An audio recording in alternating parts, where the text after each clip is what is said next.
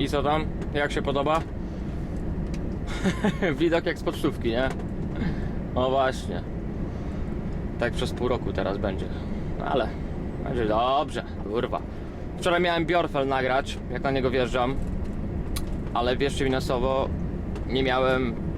Nawet przez sekundę nie pomyślałem o tym, żeby wziąć telefon czy kamerę nawet do ręki. Nic, bo...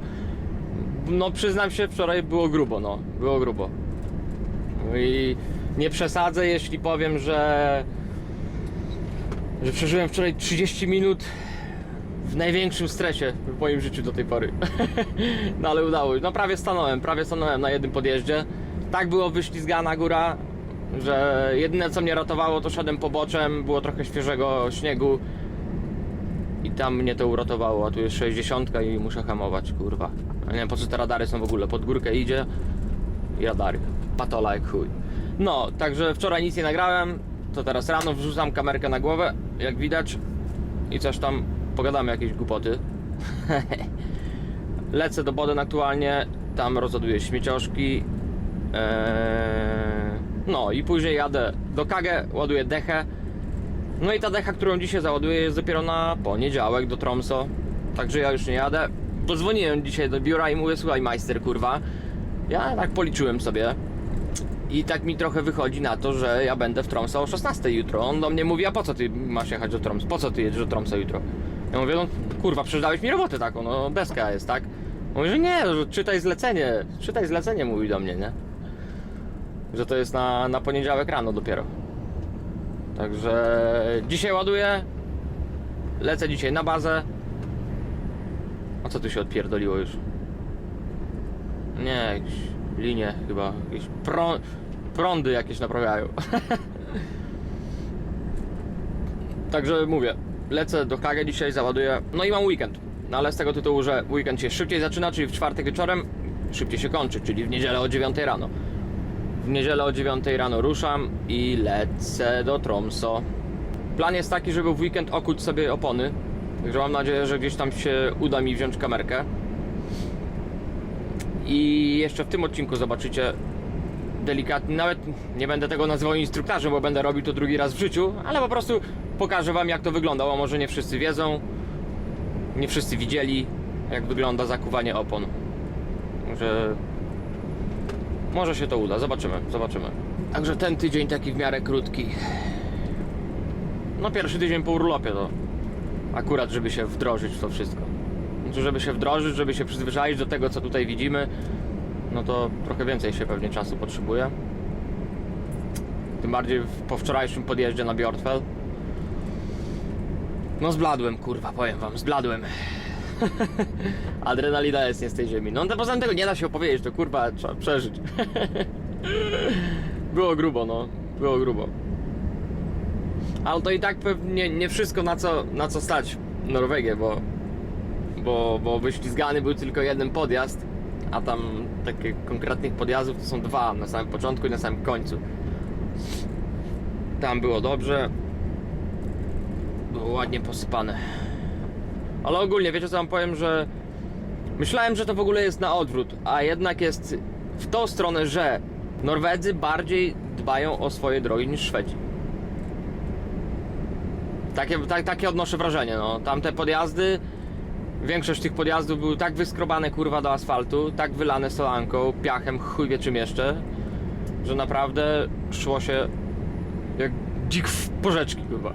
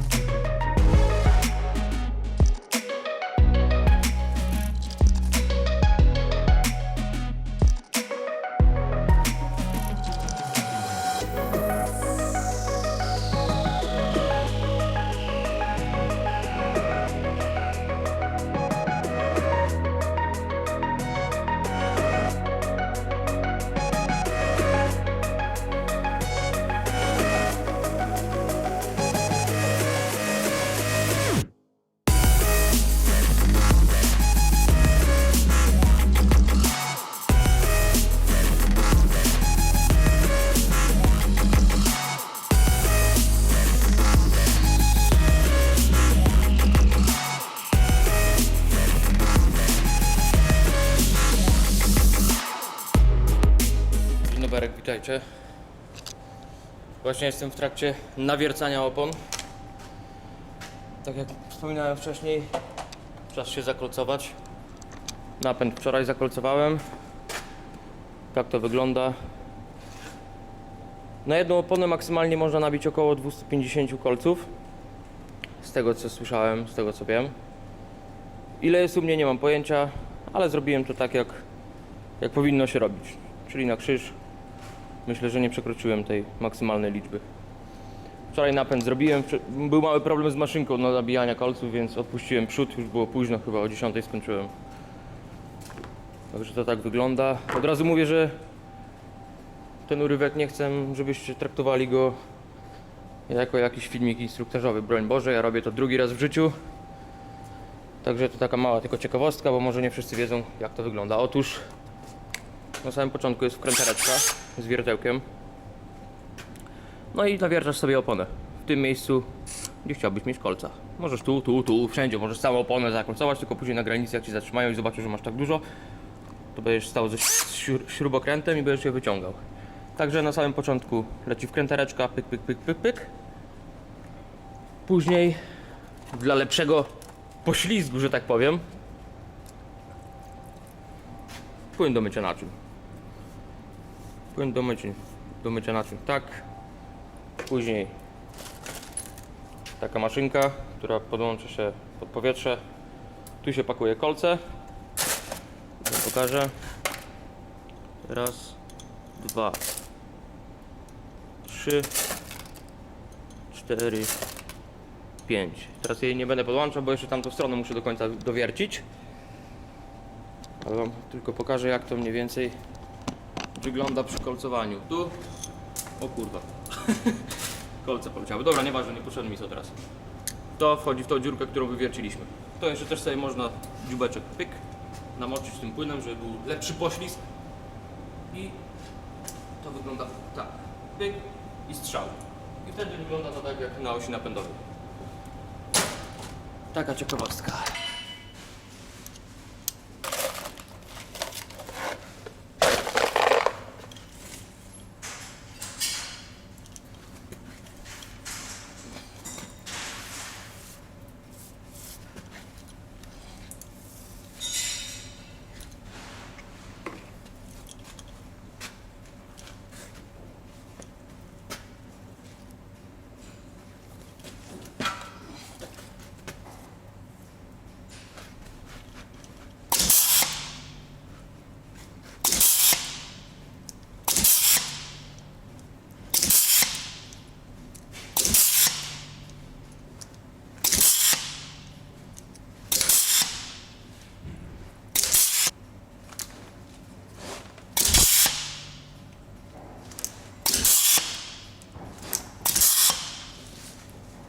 Kurwa jebana.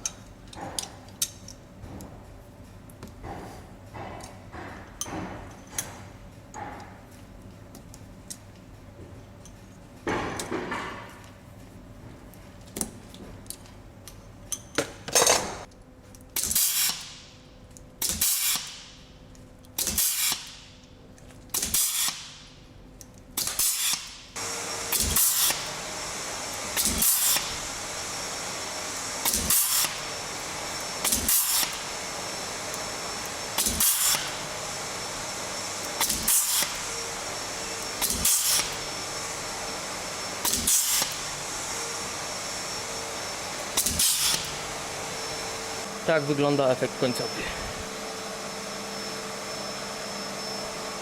Ile? Która jest godzina? 10:30. No, z nawierceniem, bo trzeba, jak widzieliście, osobno każdą dziurkę nawiercić przed nabiciem kolca. Na jedną oponę godzinkę może. Na jedną oponę. Tak to wygląda. Idę na drugą stronę. Została mi tylko wewnętrzna strona. I tyle. I kończymy tą zabawę.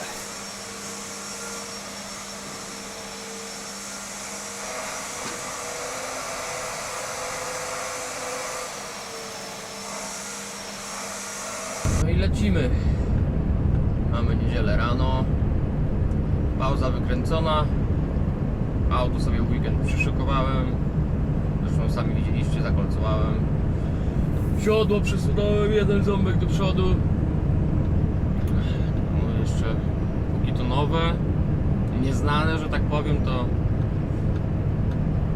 no to co chwilę wiadomo, coś tam widać, co można poprawić, nie? Chociaż to i tak nie jest pewnie efekt finalny, jeśli chodzi o ustawienie siodła, bo nie będę z tą naczepą na stałe jeździł. I mam cichą nadzieję, że ta naczepa, którą wezmę już na stałe, będzie miała troszkę dalej stopy niż ta. Wtedy będę mógł siodło jeszcze bliżej dać kabiny. Bo tak czy siak teraz mam jeszcze według mnie zbyt dużo miejsca między kabiną a naczepą. No ale na razie jest tak jak jest i tak musi być, no. Ja i tak wiem, że na przełamaniach gdzieś na zawracaniu czy coś będę musiał bardzo uważać no i na pewno nigdzie nie będę z ośką w górze wjeżdżał, a nie wyjeżdżał, no mówię, na jakichś konkretniejszych załamaniach. Bo będę zrywał opony o ramę naczepy. Także na to muszę zwracać szczególną uwagę. Dzisiaj plan jest taki, żeby dojechać szczęśliwie, bez żadnych przygód niepotrzebnych do Tromsø na Kontrolplac. Tam sobie zostać na noc i rano podjechać 10 km na rozładunek. Powiem wam, że szukam nowych miejsc, w których mógłbym zamontować kamerę, bo jak mówiłem wcześniej, no nie chcę za bardzo trzymać jej w ręce, a prowadzić tylko jedną ręką, no bo nie chcę za bardzo używać jednej ręki do kamerowania, a tylko drugiej do prowadzenia auta, także lepiej mieć dwie rączki na kierownicy i w razie czego reagować, nawet jeśli mamy coś tam stracić, jeśli chodzi o nagrywanie. No akurat nie to jest najważniejsze w tym wszystkim tutaj. I tak się zastanawiam, że jeśli macie jakieś pomysły, gdzie tą kamerę można wrzucić, żeby było ładnie, pięknie, dawajcie znać w komentarzu. Bo teraz jest, wiecie, na tej rączce, za którą się łapię, gdy wchodzę do kabiny. I fajnie stoi stabilnie. Wy też tak w miarę widzicie wszystko. No ale tak sobie rozmyślam, gdzie tu można jeszcze ją wsadzić.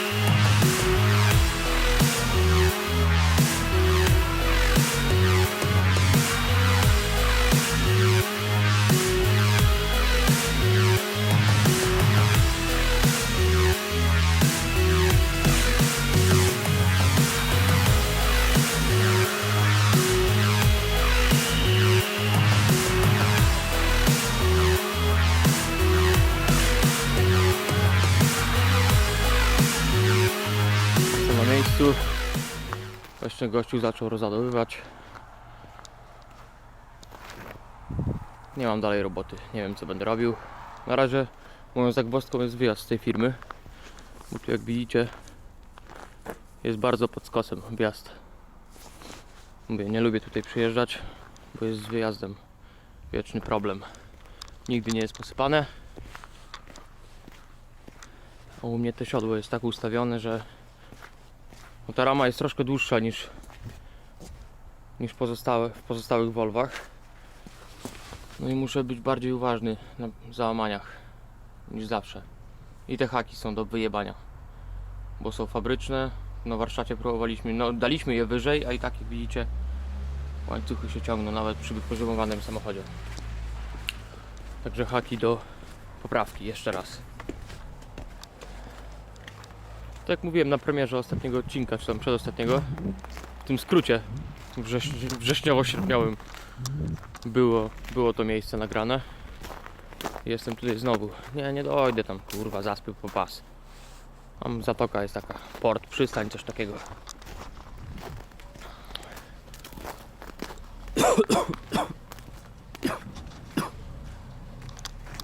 Muszę pogadać z kimś z biura, żeby Wixa napis załatwić na glob. A w planach ktoś tam pytał o tuning jakiś delikatny, to chciałbym to na biało pomalować, grilla, żeby był cały biały. Także może i to było od razu malowane było, nie wiem, zobaczymy, ale myślę, że decyzja, że pomaluję to dopiero na wiosnę jest dobrym wyborem, bo no wiadomo jak jest, nie wiadomo co się może przydarzyć. Oby się nic nie wydarzyło, ale lepiej dmuchać na zimne. Dlatego jak przyjdzie wiosna, odejdzie troszkę zima, będziemy się bawić z samochodem. Może jakieś firaneczki wrzucę, zobaczymy. Patrzę, trochę deski mi się przesunęły. Ale to wiecie, jak oni ładują. Jest wszystko w lodzie tutaj, bo z podwórka to oczywiście ładują. No to kładzie te deski na te deski, no ale jest tutaj wszystko w lodzie, w śniegu. Mimo to, że dałem 4 pasy i zawsze z całej siły to naciągam, to i tak się przesunęło, niestety. Ale dobrze, że tylko tak. Nic wielkiego się nie stało. Wyjechałem właśnie z firmy, a nie było tak źle jak podejrzewałem. No i co, i dostałem robotę, mamy załadunek i powiem wam szczerze, że dochodzę chyba do wniosku, że przestanę przyjeżdżać tak rano na rozładunki. Bo jak jestem szybko, no to wiecie, za szybko bym dojechał do Alty, załóżmy, czy gdzieś. No i mam przerzuty znowu, mam 4 rozładunki. Powtarza się historia z pierwszego odcinka, ze skrótu wrzesień, sierpień. Tam też mówiłem o tym, że miałem 4 rozładunki. I znowu jadę w to samo miejsce i znowu mam 4 rozładunki po drodze do Alty. Ale z tego jeden jest w Tromsø. I to 12 ton, aż zrzucę w Tromsø, także podejrzewam, że będzie prawie pół naczepy wyrzucone z Tromsø, Także zostanie mi towar tylko na przodzie, do połowy naczepy załóżmy. Od kabiny do połowy naczepy, nie? Także dobrze będzie się jechało. No i po drodze, mówię, do Tromsø jeszcze będę miał 3 rozładunki. Przepraszam, do Alty po drodze. W Tromsø zrzucę jedno i po drodze do Alty jeszcze 3. Także spoczko. Na razie to jadę na Circle K. Uzupełnić kawę, paliwo w zbiorniku, no i paliwo w opryskiwaczu. A w jakim opryskiwaczu to wam pokażę, jak będę tankował. Wspominałem o tym w poprzednim odcinku, że teraz przy dużych mrozach spryskujemy naczepę dieslem, żeby nie przymarzły śmieci czy flis. Załatwiłem sobie taki spryskiwacz zajebisty, taki sam, jaki używał mój wujek w Kamionkach, czyli na wsi, gdzie się wychowałem, wujek Marek. Wujek, wiem, że tego nie oglądasz, ale pozdrawiam cię serdecznie. Chociaż może oglądać o Tomek, czyli twój syn. Tomuś, pozdrawiam ciebie również. No i taki wujek Marek miał taki spryskiwacz, ale on go używał do opryskania ziemniaków żeby stonka nie wpierdalała ich. Tak było. Legit info. Mówię wam. No i ja mam taki sam spryskiwacz, tylko że do dieselka, no. No pokażę wam za chwilę. Zobaczycie. Także takie coś mi się przypomniało. Ale kiedy to było? Ja pierdzielę. Dawno temu. Z 20 lat. Boże, jak ja jestem stary. Jak ja mogę mówić, że było coś 20 lat temu? Masakra. Ale no taka jest rzeczywistość, no. W ogóle nie wiem, dlaczego nie działa ten pistolet. Wsadzam go, chciałbym zacząć tankować i się wyłącza pompa. Także olać to. Dobra, idę pospryskiwać na stonkę. Tutaj go mam. Pyk, pyk. Patrzcie, to jest mój spryskiwacz na stonkę.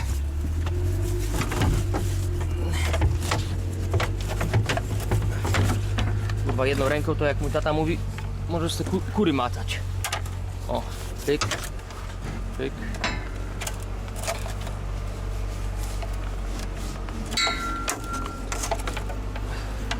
Przyniesiemy tutaj. O! Leży.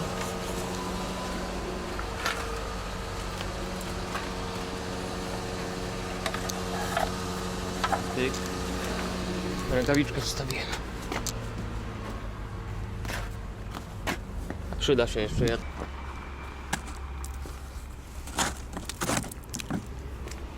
Rejestracji nie odsłaniamy. Marcin jest incognito. Dobrze, numeru telefonu nie widać. Można zapierdalać. W ogóle koła muszę sprawdzić jakoś. Później sprawdzę. Teraz zobaczę, czy jak się ręką nie odkręca, to jest dobrze. tutaj te łezki są. Tutaj może coś się poluzowało. Nie wiem, ciężko powiedzieć. Pompa się tylko nie włączyła.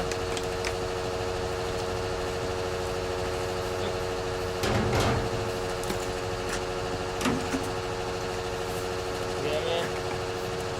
Mam jeszcze bańki na oszczędności, ale pełne są. Nie miałem gdzie wlać. To wystarczy. O i dojadę do Alty dzisiaj czy tam jutro. To przed samiutkim załadunkiem śmieci czy tam flisu. Raczej to będą śmieci z Alty. Wejdę na naczepę i spryskam wszystkie ściany, żeby mi nie przymarzło. To taka uboższa wersja, bo wujek Marek to miał z takim paskiem na plecy zarzucał i zapierdalał się, nie? Kiep w mordzie i ogień. Ja nie mam takiego paska.